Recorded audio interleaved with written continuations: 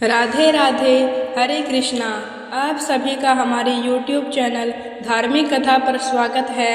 आज वैशाख मास की अमावस्या है। इस दिन धर्म कर्म स्नान दान और पितरों का तर्पण करना बहुत ही शुभ माना जाता है। इस दिन अमावस्या का व्रत भी रखा जाता है।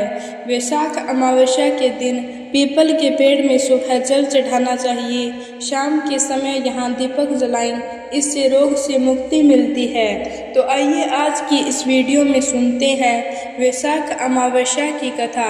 वैशाख मास में भगवान विष्णु के मधुसूदन रूप की पूजा की जाती है और अमावस्या के दिन भगवान भोलेनाथ की भी पूजा करती हैं। प्राचीन समय की बात है, मिथिलापति ने श्रुतदेव जी से पूछा, हे ब्राह्मण, इस वैशाख मास में अमावस्या का क्या महत्व है, इसकी कथा क्या है?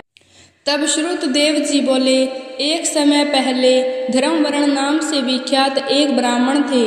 मुनिवर धर्मवर्ण ने उस कलयुग में ही किसी समय महात्मा मुनियों के साथ में सम्मिलित होने के लिए पुष्कर क्षेत्र की यात्रा की। वहाँ कुछ व्रतधारी महर्षियों ने कलयुग की प्रशंसा करते हुए इस प्रकार कहा था कि सतयुग में भगवान विष्णु को संतुष्ट करने वाला जो पुण्य एक वर्ष में पूरा होता था, वही त्रेता में 1 मास में और द्वापर में 15 दिनों में साध्य होता था। परंतु कलयुग में भगवान विष्णु का स्मरण कर लेने से ही उससे 10 गुना पुण्य प्राप्त होता है। कलयुग में बहुत थोड़ा पुण्य भी कोटि गुना होता है।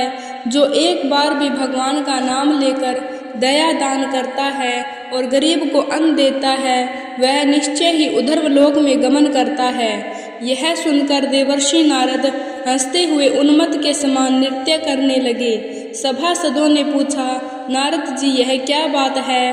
तब बुद्धिमान नारद जी ने हंसते हुए उन सबको उत्तर दिया, आप लोगों का कथन सत्य है। इसमें संदेह नहीं कि कलयुग में अल्प कर्म से भी महान पुण्य को प्राप्त किया जाता है तथा कलेश का नाश करने वाले भगवान केशव का स्मरण मात्र से ही प्रसन्न हो जाते हैं। तथापि मैं लोगों से यह कहता हूँ कि कलयुग में आपको यहाँ नहीं ठहरना चाहिए। नारद जी की यह बात सुनकर उत्तम व्रत का पालन करने वाले महर्षि सहसा यज्ञ को समाप्त करके सुखपूर्वक चले गए। धर्मवर्ण ने भी यह बात सुनकर भूलोक को त्याग देने का विचार किया। उन्होंने ब्रह्मचार्य व्रत धारण करके दंड और कैमंडल हाथ में लिया और जटावल्कल धारी होकर वे कलयुग के अनाचार पुरुषों को देखने के लिए घर छोड़कर चल दिए। उनके मन में बड़ा विषम्य हो रहा था। उन्होंने देखा पराये मनुष्य पापाचार में प्रवृत्त हो भयंकर एवं दुष्ट हो गए हैं। ब्राह्मण पाखंडी हो चले हैं, शूद्र संन्यास धारण करते हैं, पत्नी अपने पति से द्वेष रखती है, शिष्य गुरु से बैर करता है, सेवक स्वामी के और पुत्र पिता के घात में लगा हुआ है। वेदों की गाथा की प्रधानता नहीं रही। शुभ कर्म साधारण लौकिक कृत्यों के समान लग रहे हैं। इनके प्रति किसी का महत्व नहीं है। भूत प्रेत और पिशाच की उपासना चल पड़ी है। सब लोग मैथुन में आसक्त हैं और उसके लिए अपने प्राण भी खो बैठते हैं। सब लोग झूठी गवाही देते हैं। मन में सदा छल और कपट भरा रहता है। कलयुग में सदा लोगों के मन में कुछ और, वाणी में कुछ और तथा क्रिया में कुछ और ही दिखाई देता है। सबकी विद्या किसी न किसी स्वार्थ को लेकर ही होती है और केवल राजभवन में उसका आदर होता है। संगीत आदि कलात्मक विद्याओं भी राजाओं को प्रिय है। कलयुग में अधम मनुष्य पूजे जाती हैं और श्रेष्ठ पुरुषों की अवहेलना होती है। वेदों के विद्वान ब्राह्मण दरिद्र होते हैं। लोगों में प्राय भगवान की भक्ति नहीं होती। पूरे क्षेत्र में पाखंड अधिक बढ़ जाता है। शूद्र लोग जटाधारी तपस्वी बनकर धर्म की व्याख्या करते हैं। सभी मनुष्य अल्पायु दयादीन होते हैं। कलयुग में गुणहीन मनुष्य दूसरों के गुण ना देखकर उसके दोष ग्रहण करते हैं। जैसे पानी में रहने वाली जोक प्राणियों के रक्त पीती है, जल नहीं पीती, उसी प्रकार जोक के धर्म में संयुक्त हो मनुष्य दूसरे का रक्त चूसते हैं औषधियाँ शक्तिहीन होती है। कन्या योग्य समय में संतान उत्पत्ति नहीं करती। लोग नट और नृत्य की विद्याओं से विशेष प्रेम करते हैं। कलयुग में प्राय लोग श्राद्ध कर्म का त्याग करते हैं, वैदिक कर्मों को छोड़ देते हैं। प्राय जिह्वा पर भगवान विष्णु के नाम कभी नहीं आते। लोग श्रृंगार रस में आनंद का अनुभव करते हैं और उसी के गीत गाते हैं। कलयुग के मनुष्यों में ना कभी भगवान विष्णु की सेवा देखी जाती है, ना शास्त्रीय चर्चा होती है, ना कहीं यज्ञ की दीक्षा होती है, ना तीर्थ यात्रा और ना दान धर्म होते देखे जाते हैं। यह कितने आश्चर्य की बात है। उन सबको देखकर धर्म वर्ण को बड़ा भय लगा। पाप से कुल की हानि होते देख अत्यंत आश्चर्य से चकित हो वे दूसरे द्वीप में चले गए। सब द्वीपों और लोकों में विचरते हुए बुद्धिमान धर्मवर्ण किसी समय कौतूहलवश पितृलोक में गए। वहां उन्होंने कर्म से कष्ट पाते हुए पितरों को बड़ी भयंकर दशा में देखा। वे दौड़ते रोते और गिरते पड़ते थे। उन्होंने अपने पितरों को भी नीचे अंधकूप में पड़ा हुआ देखा। उनको देखकर आश्चर्यचकित हो दयालु धर्मवर्ण ने पूछा, आप लोग कौन हैं? किस कर्म के प्रभाव से इस अंधकूप में पड़े हुए हैं? पितरों ने कहा, हम श्री वत्स गोत्र वाले हैं। पृथ्वी पर हमारी कोई संतान नहीं रह गई है, अतः हम श्राद्ध और पिंड से वंचित हैं। इसलिए यहाँ हमें नरक का कष्ट भोगना पड़ता है। संतानहीन दुरात्माओं का अंधकूप में पतन होता है।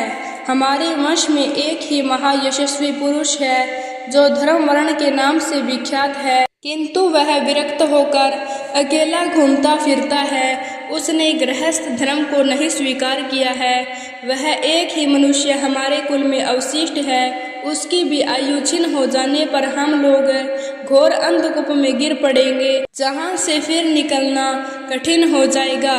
इसलिए तुम पृथ्वी पर जाकर धर्म वर्ण को समझाओ। हम लोग दया के पात्र हैं। हमारे वचनों से उसको यह बता कि हमारी वंश रूपा दुर्वा को काल रूपी चूहा प्रतिदिन खा रहा है। क्रमशः सारे वंश का नाश हो गया है। एक तुम ही बचे हो। जब तुम भी मर जाओगे तब संतान परंपरा न होने के कारण तुम्हें भी अंधकूप में गिरना पड़ेगा। इसलिए गृहस्थ धर्म को स्वीकार करके संतान की वृद्धि करो। इससे हमारी और तुम्हारी दोनों की उधर्व गति होगी। यदि एक भी पुत्र वैशाख माघ अथवा कार्तिक मास में हमारी उद्देश्य से स्नान श्राद्ध और दान करेगा तो उससे हम लोगों की उधर्व गति होगी और नरक से उद्धार हो जाएगा। यदि एक पुत्र भी भगवान विष्णु का भक्त हो जाए, एक भी एकादशी अमावस्या का व्रत रखने लगे, अथवा यदि एक भी भगवान विष्णु की पाप नाशक कथा श्रवण करे तो उसकी सभी पीढ़ियों का उद्धार होता है। वे पीढ़ियाँ पाप से आवृत होने पर भी नरक का दर्शन नहीं करती। दया और धर्म से रहित उन बहुत से पुत्रों के जन्म से क्या लाभ है जो कुल में उत्पन्न होकर सर्वव्यापी भगवान नारायण की पूजा नहीं करते। इस प्रकार प्रिय वचनों द्वारा धर्म वर्ण को समझाकर तुम उसे विरक्ति पूर्ण ब्रह्मचार्य आश्रम से गृहस्थ आश्रम में प्रवेश करने की सलाह दो।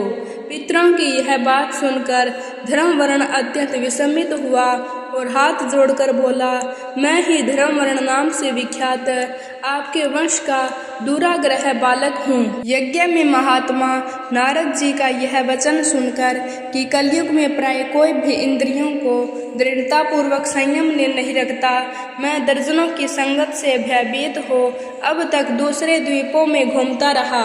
इस कलयुग के 3 चरण बीत गए। अंतिम चरण में भी 3.5 भाग व्यतीत हो चुकी हैं। मेरा जन्म व्यर्थ बीता है, क्योंकि जिस कुल में मैंने जन्म लिया उसमें माता पिता के ऋण को भी मैंने नहीं चुकाया। पृथ्वी के भारभूत उस शत्रु तुल्य पुत्र के उत्पन्न होने से क्या लाभ है जो पैदा होकर भगवान विष्णु और देवताओं तथा पितरों की पूजा न करे। मैं आप लोगों की आज्ञा का पालन करूंगा। बताइए पृथ्वी पर किस प्रकार मुझे कलयुग से और संसार से भी बाधा नहीं प्राप्त होगी। धर्मवर्ण की बात सुनकर पितरों के मन को कुछ आश्वासन मिला। वे बोले, बेटा तुम गृहस्थ आश्रम स्वीकार करके संतानोत्पत्ति के द्वारा हमारा उद्धार करो। जो भगवान विष्णु की कथा में अनुरक्त होते, निरंतर श्री हरि का स्मरण करते और सदाचार के पालन में तत्पर रहते हैं, उन्हें कलयुग बाधा नहीं पहुंचाता। बालक जिसके घर में शालिग्राम शिला अथवा महाभारत की पुस्तक हो, उसे भी कलयुग बाधा नहीं दे सकता। जो वैशाख मास के धर्मों का पालन करे, माघ स्नान में तत्पर होता है और कार्तिक में दीप देता है, उसे भी कलयुग बाधा नहीं पहुंचाता।